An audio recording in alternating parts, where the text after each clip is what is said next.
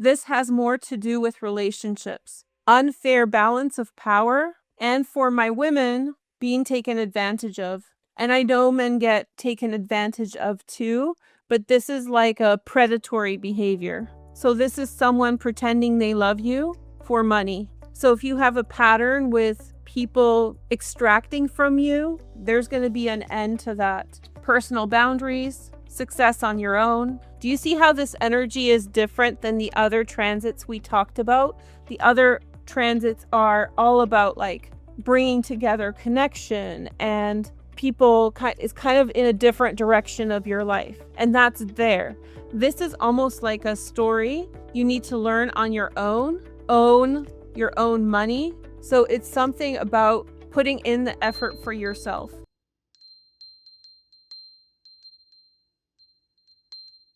The full moon in Pisces. We're going to do a tarot card reading for the overall energy next. It's a collective message for everyone. We'll do all signs another day. But we have a full moon eclipse in Pisces on August 28th. And what's special about this full moon is that it's happening in a different part of the chart than the other prominent transits. The other prominent transits are happening in Taurus, Cancer, and Leo. And Pisces is kind of the left field outlier. This full moon is with the North Node, and so we're passing into new experiences. This is a full moon that translates into a new direction, and we'll definitely see that in a moment. There's a lot of energy here to do with setting you free from the past. So obligations, things that you were confounded by that you had to stick to, you no longer have to. So this is a setting free full moon eclipse. And when we do an all signs about it, you will see how that is depending on the place it's happening in your zodiac chart. So the first thing that impacts us under the full moon eclipse is the end of a karmic cycle. So if you're in a relationship, or if you have a coworker or something else karmic happening in your life, and karmic just means something that's a challenge, something you have to work through, possibly something connected to patterns in your life. This is a persistent thing in your life. It's usually coming to an end. So that storyline, it's not necessarily just a relationship with a person. It can be a situation that you're in. So we have finances and career. Financial issues are a factor in your love life right now. So for those of you who are involved with people who are with you for the wrong reasons, maybe financial gain, personal gain, it's likely that those people will be cleared out of your life at this time. Let's pick some Bral Talej cards and start the channel session. So we have Awakening. This is Last Judgment. This has a lot to do with Pluto. Pluto is in Aquarius, which is the adjacent sign to Pisces. Not necessarily a deep-rooted connection to this full moon eclipse, but something could be pulling you. Let me show you what I mean. So if the full moon is here in Pisces, and the direction that the energy is flowing has to do with the North Node, which is moving into Aquarius, more of Aquarian energies are being brought to the surface. And so the North Node is heading towards Pluto, and Pluto that rules this specific card, it's like a suction of energy. So something is pulling you away from that karmic connection, that karmic situation, a truer path. To me, this gives the timeline of about 1.5 years for the full maturation of the energy. Let's pick one more card. And Asking, number 89. I think this is a movement away from being used financially, being exploited, financial things being a limiting factor for you. This has more to do with relationships, unfair balance of power, and for my women, being taken advantage of. And I know men get taken advantage of too, but this is like a predatory behavior. So this is someone pretending they love you for money. So if you have a pattern with people extracting from you, there's going to be an end to that. Personal boundaries, success on your own. Do you see how this energy is different than the other transits we talked about? The other transits are all about like bringing together connection, and people is kind of in a different direction of your life, and that's there. This is almost like a story you need to learn on your own your own money. So it's something about putting in the effort for yourself. So while you are being brought together with other people, you're being asked here to work for yourself, make a decision for yourself. For some of you, this is actually opening up and telling other people how you feel. So maybe you're too shy or too scared in previous situations. Maybe in this situation, it's almost like you're ready, you've grown into yourself, and now you're ready to ask to change. So maybe in the past, the karmic cycle was you being quiet, and now you're bold, you're asking, you're motivated, possibly by material gains, not in a materialistic sense, just working for yourself.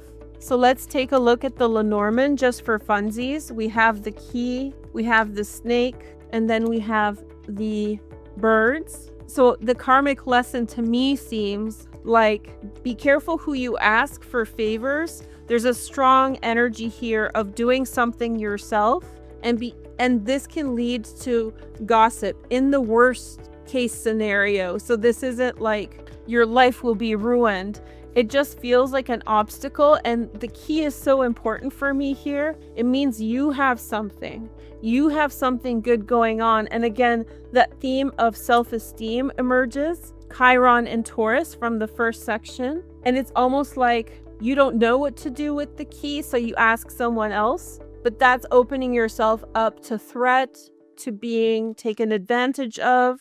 So use your resources to make your own decisions. Whatever's on your mind is likely the thing in question. And it doesn't minimize the fact that there are other aspects of your life that are about bringing harmony and togetherness with the people you love. There's something just karmic that's outdated that needs to go. The next message is change and desire. So we have defense, number 31, and slowing down. See, very different energies from the other transits this summer. It brings everything into balance. Some things we let go of, some new things come in. So change of desire, this really means that the things that you love before, now they're boring. So shifting, reprioritizing, and with that comes slowing down to learn new direction. I feel like too much energy was used to sustain something.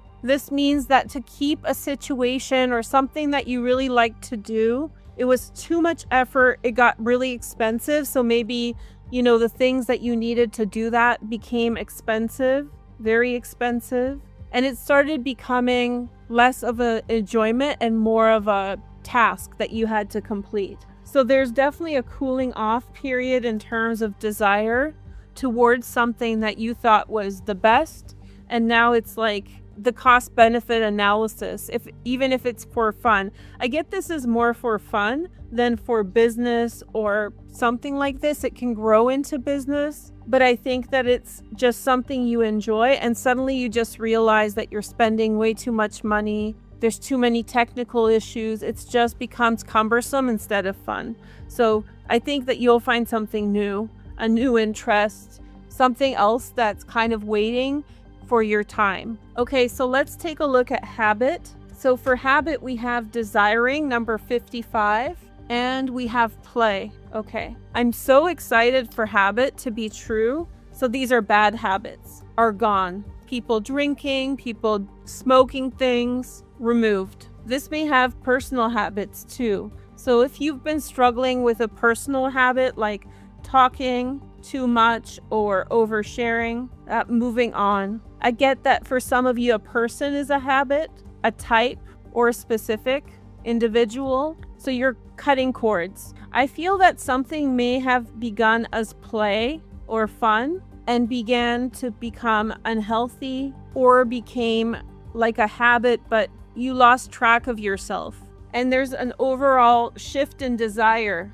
So we have desiring, shift, and desiring. So as you let go of certain habits, you desire new things. Different things feel appealing. So I never was a partier, but when I definitely quit drinking, and I used to go out a lot, but just to dance. But when I really let go of, like, you know, anything to do with alcohol or whatever, just going out, I started doing things like yoga in the first sessions in the day, like 6 a.m. I've done several yoga sessions like on opening day of the new year. It's like my favorite thing to do sometimes. So I've gone to several different like first classes, yoga sessions on New Year's Day where people are just waking up, you know, from whatever they were doing the night before. To me, it's such a beautiful way to start the year. And I have some very memorable moments, as opposed to if I had been drinking, then maybe I would forget. So what I'm saying is like the change in habit, and thankfully for me, alcohol was never really a habit, but just that whole circuit of going out and shifting and creates desire for something that's very fulfilling. And that allows for a lot of play and fun. So this is a good shift. So this summer, there is so much to do with relationships. All of our transits had an aspect of relationship come up. So we have relationship shift. Thank goodness I didn't misspeak. So we have heart-to-heart conversations. Honestly discuss your feelings with each other. And this will be now, number 80. This came up before, right? And then we have communication, 96. So 9, which is the hermit, turns into 6, which is the lovers. That's symbolic for me right now. And for that for me means alone to together, right? So sharing, talking about things that are going on. Now this card, for me, this heart-to-heart conversations, has a lot to do with two things. Some relationships that are established, they're getting strung along. No one's doing anything harmful, but it feels like people are together and have lost track of each other. So there will be breakups in relationships that are done. And this may be carrying back into springtime or even wintertime.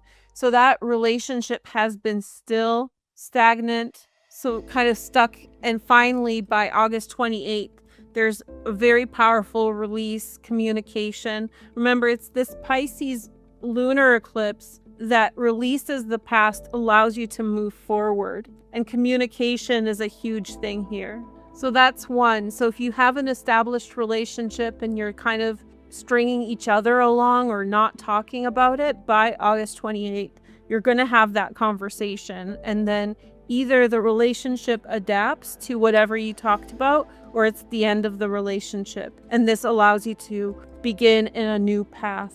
So whatever is stagnant will get addressed. The other thing is declarations, right? These are in love, expressions of love, invitations. This card always makes me laugh because it looks like the male figure is highly confused or overwhelmed, while the feminine is kind of spilling the beans. So this is about overcoming yourself, apprehension, or shyness, right? So this is someone might be needing to overcome themselves, come out of their shell. The theme came up of introvert to extrovert, and this full moon will have an aspect of that. Someone who's typically introverted may suddenly feel this shift of extroversion. Since we brought up communication, I just want to show you something. So Mercury right here in Cancer will turn retrograde for much of July. So Mercury's going to be retrograde in the same area as that big new moon that we were talking about, and where Jupiter was just for a whole year. So there's a lot to talk about. People are ready to communicate, although for some of these introverts, this is a really new thing. So they're being challenged to come out of themselves, to talk about their emotions, to share. So this could be someone with whom you've had a long-term connection, but they never said things that they should probably have said. And now they're sort of ready, but for them, this is brand new and it's still highly intimidating. I would expect awkwardness. like in this card. Kind of like they want to be there, but they're kind of clumsy with it. This leads to a relationship shift. So again, just to summarize, some people that are in established stagnant relationships will be breaking up. Other people who are just entering relationships, there could be big declarations of love and affection or shifts, people finally speaking up. So this is for the Pisces full moon eclipse on August 28th.